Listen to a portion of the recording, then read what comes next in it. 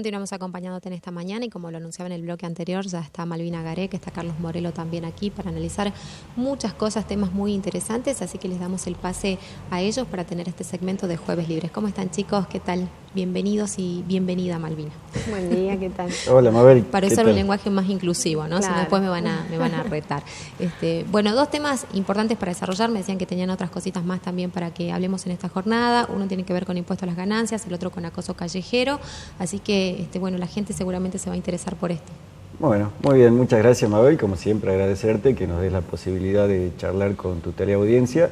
¿Y qué tal, Malvina? Bien, ¿cómo andás, Carlos? Bien, bien. Llegando al final del año ya. Así es, ya queda poquitito para las fiestas, ya la gente se va preparando, ¿no? Sí, se termina el año, empezamos a pensar en las fiestas, pero sin embargo hay muchas cuestiones bien movidas en el ámbito político nacional, sobre todo, que tienen como centro como escenario el Congreso de la Nación. Así es, ¿no? Hemos visto en estos días una gran disputa por el impuesto a las ganancias, la ley de emergencia social ayer.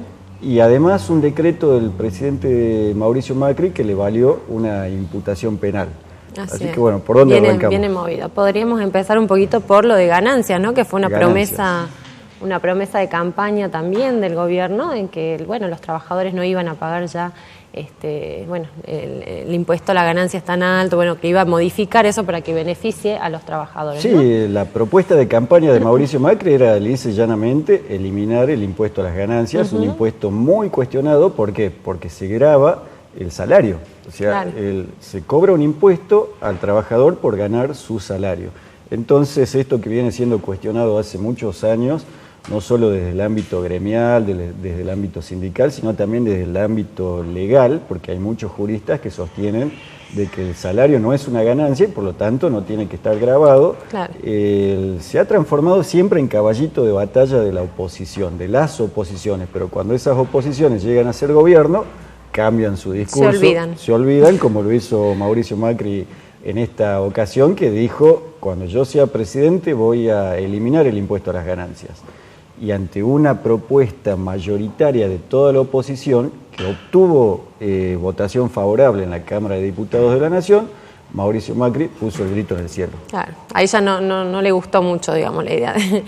Vos sabés que ayer escuchaba a algunos funcionarios del Gobierno Nacional que decían, bueno, pero fue una promesa de campaña que por ahí era solo promesa, o sea, aceptando de que es difícil llegar al gobierno y eliminar el impuesto a las ganancias. ¿Por qué? Porque según estimaciones del gobierno nacional implica un ingreso de 132 mil millones de pesos anuales al fisco. Claro, mucha plata estamos hablando, ¿no? Mucha plata que cuando toda la oposición se juntó y dijo, bueno, lo vamos a eliminar, no totalmente, pero sí eliminar una parte sustancial para que haya trabajadores que no tengan que pagar más este impuesto, que en definitiva si uno suma el impuesto a las ganancias de los trabajadores que tienen que pagarlo, termina significando entre un sueldo y 2 sueldos al año. Claro, y en este contexto en el cual venimos, digamos, en un contexto donde la inflación se come el sueldo de la gente, ¿no? Y todo esto, bueno, es una medida más que interesante para el trabajador, para poder, digamos, paliar ahí con su sueldo, bueno, la inflación que todavía tampoco ha logrado bajar el gobierno. Totalmente, porque aparte hay otros sectores de la economía que no están pagando impuestos a las ganancias. Por ejemplo, no pagan impuesto a las ganancias del juego, no pagan impuesto a las ganancias de la renta financiera.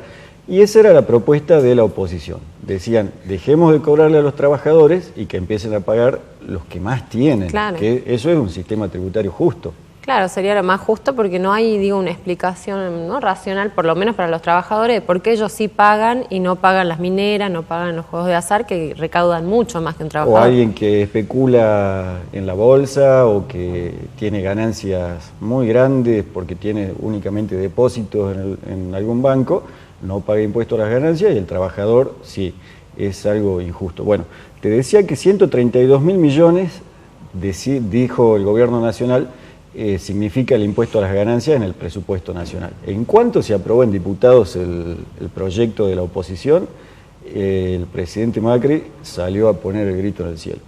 En principio dijo que iba a vetar y después dijo que no iba a vetar, pero que el costo de esto lo iban a pagar las provincias. Le iba a tener que reducir obra pública a las provincias le iba a tener que reducir aportes que envía el gobierno nacional a las provincias, y bueno, y ahí quedó trabado el proyecto en el Senado, claro, que ayer no hubo posibilidades de tratarlo, y va a haber negociaciones. Claro, y se va a tratar la semana que viene, que seguramente, bueno, ya vamos a estar profundizando en este tema en la columna de la semana que viene. Sí, vamos a ver qué pasa, si en definitiva hay un proyecto que contemple la posición del oficialismo, de la oposición, de los sindicatos, de la CGT. Lo estaremos profundizando la semana que viene. Así es, pero muchas idas y vueltas. Muchas idas y vueltas, que es importante e interesante analizarlo, porque estamos terminando un año en el cual el gobierno nacional empieza a hacer agua porque no cumple las promesas, y la oposición, en su rol de oposición, le dice, a ver, ustedes dijeron en campaña que iban a hacer esto, háganlo. Claro, la presión esa se está sintiendo, ¿no? Se está sintiendo en estos, bueno, titubeos que está teniendo el gobierno, en si aprueba, no aprueba, o bueno, tratando ahí de decir, bueno, ahora veto, no voy a vetar, es como que tampoco está muy en claro, digamos, su posición, tiene que retroceder en algunas cosas a raíz de que la oposición está siendo más firme también. Tal cual. Y bueno, y dentro de esto seguramente lo vimos por todos lados, en todos los medios, se ganó el interés de todos los ciudadanos, pero hay algo que también pasó esta semana que no tuvo tanta trascendencia, que tiene que ver con que imputaron penalmente al presidente de la Nación, al jefe de gabinete Marcos Peña y al ministro Alfonso Prat-Gay. Los imputaron penalmente. ¿Qué significa esto? Que un fiscal, que es el fiscal Marijuán, que es el mismo que investiga al kirchnerismo.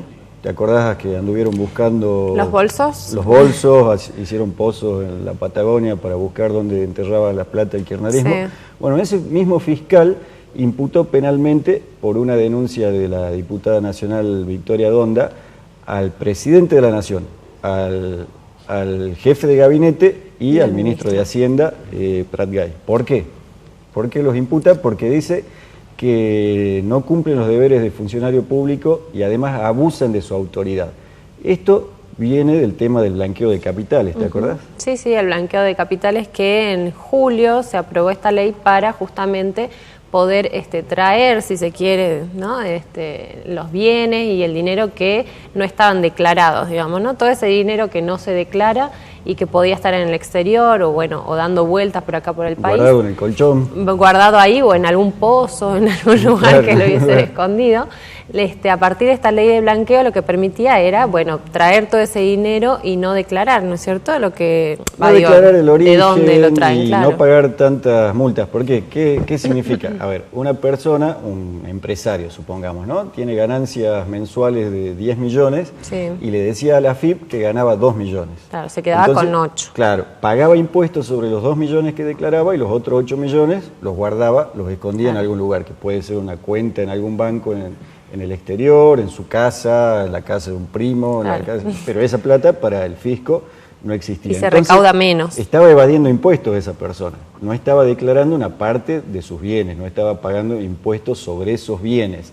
Entonces el gobierno nacional, necesitado de recursos, porque la lluvia de dólares nunca llegó, dijo, bueno, hagamos que esta gente blanquee esa plata y a partir del año que viene empiece a pagar impuestos sobre esos bienes que los tenía escondidos, ¿no? Claro. Entonces dio un plazo para que todos aquellos que tienen plata sin declarar o bienes sin declarar digan, señores, perdonen, pero yo tenía esto escondido, no había pagado impuestos sobre esto, pero a partir de ahora voy a empezar a pagar. Esperaban entre 20.000 y 60.000 millones de dólares, ¿no? Era mucha plata la que se esperaba, ¿no? Recaudaron mucho menos con esto, pero ¿qué hizo la oposición? La oposición dijo, bueno, hay que tener cuidado de que esta plata no venga del narcotráfico, no venga del lavado de dinero, entonces se establecen algunas pautas para investigar el origen de ese dinero. Pero por otro lado, se dijo, vamos a evitar que esta plata venga de la corrupción. Claro. Entonces, ni el esposo o la esposa, ni los hijos, ni los padres de un funcionario público pueden entrar al blanqueo. Eso decía la ley. Claro. ¿Y qué pasó? Fue votada. Esa ley fue votada, por fue mayoría, aprobada. Incluso los diputados y senadores nacionales del PRO votaron esa ley, fue aprobada cuando se aprueba una ley en el Congreso, se la envía al presidente, el presidente la promulga o la veta, en este caso no la vetó Mauricio Macri, la promulgó, pero elaboró un decreto que decía, no, esperen, pero los familiares de los funcionarios sí pueden blanquear dinero. Claro, se contradijo. No se contradijo él, sino que contradijo la ley. Claro. El espíritu de la ley decía, no dejemos que los familiares de los funcionarios entren al blanqueo para evitar que el dinero mal habido a través de la corrupción pueda blanquearse con este mecanismo, y el presidente en un decreto dijo, no, a mí no me importa lo que dijeron en el Congreso, yo voy a habilitar que los parientes de los funcionarios puedan entrar al blanqueo. Ahora, cuando un presidente o cualquier funcionario público hace algo distinto a lo que la ley impone, eso está establecido en el Código Penal como un delito. Claro. Se llama incumplimiento de los deberes del funcionario público. Entonces vino Victoria Donda, que es una de las diputadas que dijo, no paremos, que al blanqueo no entren los familiares de los funcionarios, y fue a un fiscal y le presentó una denuncia. Le dijo al señor fiscal, mire, que acá el presidente, el jefe de gabinete y el ministro de Hacienda de la Nación están haciendo lo contrario a lo que dice una ley. Y eso es un delito establecido en el Código Penal. Este fiscal Marijuán leyó la denuncia y dijo, bueno, acá hay posibilidades de que estas 3 personas estén cometiendo un delito, entonces los imputo penalmente. O sea, los empieza a investigar penalmente. Claro. Se está investigando por una causa penal el presidente de la Nación, y eso no ha salido en los medios. Eso no ha salido, y también, ¿no? Volvemos al tema de qué fuerte que era el eslogan, se quiere, de campaña del actual gobierno en relación a la corrupción. Este ha sido también uno de los ejes de campaña, la pobreza, la corrupción, y bueno, sin embargo estamos ante una situación, en principio bastante irregular. Y ellos, dicen que con este decreto no se estaría modificando el espíritu de la ley, ¿no? Esto dice Peña. Eso dice Peña, pero lo modifica. Claro. Lo modifica porque se trata de que aquellos que son funcionarios públicos hagan todo transparente, todo legal. Claro. Y si el padre, por ejemplo, de un funcionario público puede entrar al blanqueo y decir, miren, yo tenía esta plata y no le había dicho al Estado que la tenía, pero disculpen, ahora la hago entrar al sistema legal. No. No, de hecho la oposición hace hincapié justamente en que, el padre de Macri, todos saben, es un empresario multimillonario, ¿no? Y hacen hincapié ahí en que tal vez podría beneficiarlo este tipo de decreto. Y vaya a saber si esa plata no es de Macri, ¿no es cierto? Claro. O sea, la ley trataba de impedir eso, y el presidente hizo todo lo contrario a través de un decreto. ¿Cómo sigue esto? Bueno, el fiscal Marijuán empieza a recolectar pruebas, empieza a ver, aunque acá como abogado es muy simple, porque vos tenés que analizar lo que dice la ley y lo que dice el decreto que firman estos 3 funcionarios. Y si van en contra, existe... Claro, está bastante claro, digamos. Existe el abuso de autoridad y existe los incumplimientos de los deberes del funcionario público.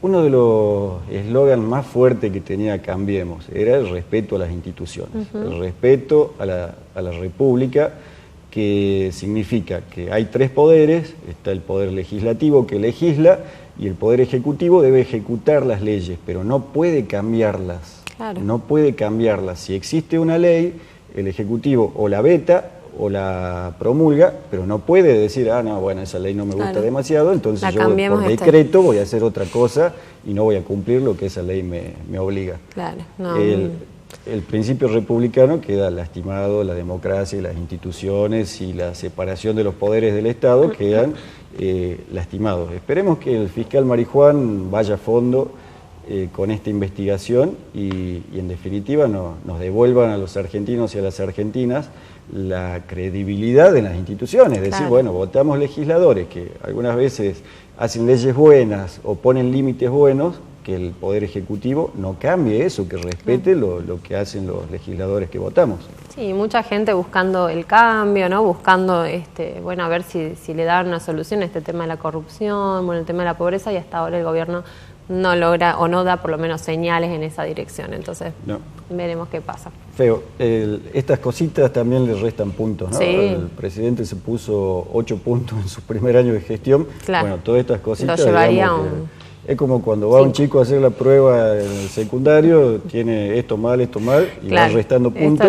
Bueno, para mí esto le resta un par de puntos. Sí. Vamos a ver hasta Navidad, Año Nuevo, a ver si no sigue restándose puntos. Sí. Bueno, Malvina, ayer presentaste, junto al movimiento Mumalá, un estudio muy profundo y muy interesante y muy sorprendente y muy grave. Sí. Asusta, ¿no? Sobre el acoso en Salta, el acoso a las mujeres en Salta.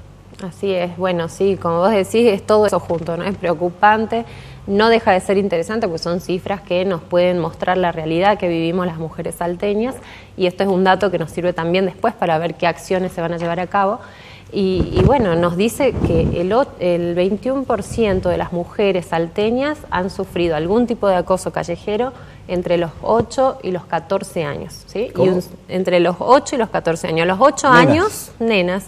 A los 8 años ya una niña circulando por la calle tiene que aguantar que alguien, un desconocido, un extraño, le diga una grosería, le diga algo sobre su apariencia, o inclusive quiera tocarla, quiera agarrarla, ¿no? 8 años, estamos hablando de una niña que va a 3er grado de la primaria. Sí, es terrible. Ahí empieza el acoso callejero. Es terrible. Y bueno, este dato no es menor, sumándole que el 60% de las mujeres sufren este tipo de acoso entre los 15 y los 20. O sea, seguimos todavía, ¿no?, entre niñas y adolescentes. Es una etapa muy crítica. Hasta los 20 años, casi todas las mujeres de Salta sufrieron algún tipo de acoso que no solo tiene que ver con piropos, sino puede ser tocar, decir cosas, mostrar cosas. Claro, porque lo que acá hay que aclarar es que el acoso callejero no es el piropo, ¿no? Porque por ahí nos dicen, bueno, es el piropo como para no mostrar, digo, lo que pasa en realidad, que es un tipo de violencia y de violencia sexual. Acá hay que decir que lo que realmente suele predominar son dichos con connotaciones sexuales, que se nos obstruya el paso, que bueno, que a partir de esto nosotras tengamos que ver la forma, digamos, de sentirnos más seguras, que te persigan, hombres que, bueno, que nada, va más allá, digo, de decirte un nombre cariñoso, que también lo hacen y que también es un tipo de acoso callejero, porque estamos hablando de una conducta unidireccional en donde la persona que lo recibe no tiene las más mínima intenciones de hacerlo, ¿no? Pero aparte hay siempre una connotación sexual, ¿no es cierto? Sí. No es que se le abre la puerta a una señora y se le dice pase. Claro, eso no. No, de hecho, mira, un 22% de las mujeres manifiesta que en algún momento la tocaron o la agarraron con intenciones sexuales. 22%, o sea que una cada 5 mujeres ha sufrido en la calle o en el servicio público de transporte o en cualquier lugar. Así es. Una agresión física, claro, porque tocarla o hacer algo es una agresión física. Claro, y acá hay un tema a resaltar que obviamente muchas mujeres no han hecho denuncias de esto, ¿no? Esto nosotros estamos teniendo acá un dato que, bueno, que además charlando con estas mujeres nos manifiestan que no pudieron hacer nada, que no hicieron nada, ¿no? Muchas por la edad, muchas porque no sabían después quién era, ¿no? Y es realmente muy preocupante. También un 49% de las mujeres manifestó que en algún momento se les dijo algo vulgar o se le hizo un gesto vulgar. O sea, la mitad de las mujeres de Salta. En algún momento alguien le ha dicho algo que no era justamente un piropo. Y un 79% de las mujeres han manifestado que reciben algún tipo de comentario acerca de su vestimenta, acerca de su apariencia física, ¿no? Acerca de su cuerpo, acerca de cómo va vestida. Es decir, esto nos refleja, digamos, de manera más clara lo que nos pasa cotidianamente, porque seguramente la chica que nos está mirando, la mujer que nos está mirando, puede dar cuenta de que en algún momento de su vida ha sufrido alguna de estas formas de acoso callejero. Por ahí no se lo percibe, ¿no? Porque muchas mujeres, bueno, yo me imagino una nena de 8 años, 9, claro, 10 años, ¿y qué puede entender cuando pasa un hombre y le dice algo? Claro. O sea, no tiene comprensión del significado de esa actitud del hombre. Seguramente se siente intimidada, asustada, pero no sabe cómo reaccionar. Es que además está muy naturalizado, por eso digo que también esto que decís vos es cierto, muchas mujeres incluso no lo pueden reconocer como acoso cuando les pasa a ellos, sin embargo cuando seguimos hablando podemos ver, y ellas pueden también darse cuenta de que sí, digamos, de que han sido víctimas de este tipo de acoso, y está muy naturalizado. Es tal vez una de las formas más difíciles de mostrar, de visibilizar de las formas de violencia de género, porque está muy naturalizado. Por ahí, cuando son solo actitudes o palabras con connotación sexual, con violencia implícita, eso debe ser lo difícil de encasillar o de reconocer como violencia de género o como acoso callejero. Por ahí cuando hay cuestiones físicas, de tocar, de cerrar el paso, de perseguir a una chica, eso sí está más reconocido, pero el otro no deja de ser violencia por el hecho de que no lo reconozcan las propias mujeres que lo sufren. Porque si alguien viene y le dice a una mujer en la calle cualquier barbaridad, eso es violencia. Claro, totalmente. De hecho, se acordaban muy marcadamente estas situaciones específicas y muchas nos decían que para ellas encima, a esa edad, ¿no? Estamos hablando de 8, 9, 10 años, implicaba algún tipo de consecuencias psicológicas, si se quiere, ¿no? El hecho de después ver de qué manera se van a vestir, el hecho de no querer salir solas, ¿no? El hecho de no querer ir por determinada vereda o por determinado lugar, digo, tiene sus consecuencias. Cambia el recorrido, cambia la forma de vestirse, no salen las chicas. Claro, es un tema complicado. Imagínate, si ¿cuánto era? El 60% de las jóvenes salteñas sufren acoso callejero. Sí, el 60%. Y el 21% de las nenas entre 8 y 14 años. Es tremendo. Muy tremendo. Esto también, ¿no? Bueno, buscando un poco más de información acerca de qué pasa con este tema en particular, en otros países se han hecho otros tipos de encuestas donde manifestaban que a los varones, más del 70% de ellos, manifestaban que nunca han sufrido algún tipo de acoso callejero, al revés de las mujeres, ¿no? Y a los que sí les había pasado, que eran un poco más de 20%, manifestaba que no les había molestado, ¿no? El hecho de que les digan esto. Digo, es una realidad que principalmente afecta a las niñas y a las mujeres.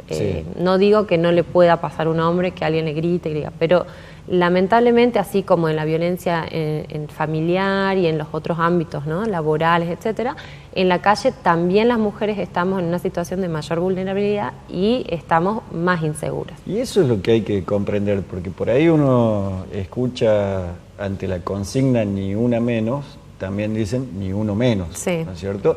Entonces lo que hay que entender es que a las que les pasa el acoso callejero, las que sufren violencia, las que son asesinadas por el solo hecho de ser mujeres, son las mujeres. O sea, es mínimo la incidencia de este tipo de conductas en contra de los varones. Así es. Y eso, que la mayoría de las que sufren este problema sean mujeres, hace que sea particular el problema. Entonces, si uno visibiliza la violencia de género, no es admisible que vengan y te digan, bueno, a los varones también les pasa, porque cada 100 mujeres a las que les pasa eso, capaz que le pasa a 2 varones. Claro. Y está bien, y hay que atender esa situación, ¿no es cierto? Sí. Pero que a 100 mujeres les pase que el 60%, 70, 80% de las mujeres salteñas sufran acoso en la calle, te está diciendo, bueno, hay una realidad que hay que advertirla, pero además hay que trabajar sobre eso, concientizando. Totalmente. Y por ahí cuando se trata de decir, bueno, pero a un amigo mío también le dijeron algo en la calle. Bueno, pero a ese amigo está bien, está mal que le haya pasado, pero a 200 mujeres le pasó eso mientras le pasa a un varón. Entonces hay un problema que tiene que ver con la violencia de género, con el machismo, con el abuso del varón sobre la mujer que se manifiesta, entre otras cosas, en esto de la en la calle, exactamente. Así que bueno, esperemos que esto sirva también para poder sancionar leyes, como ya pasó en Buenos Aires, y hay un proyecto de ley presentado en el Congreso de la Nación por la diputada Victoria Donda para sancionar el acoso callejero. Esperemos que acá en Salta, bueno, también podamos avanzar en ese sentido y que estas encuestas sirvan para eso, ¿no? Muy bien. ¿Volvemos con Mabel? Volvemos con Mabel.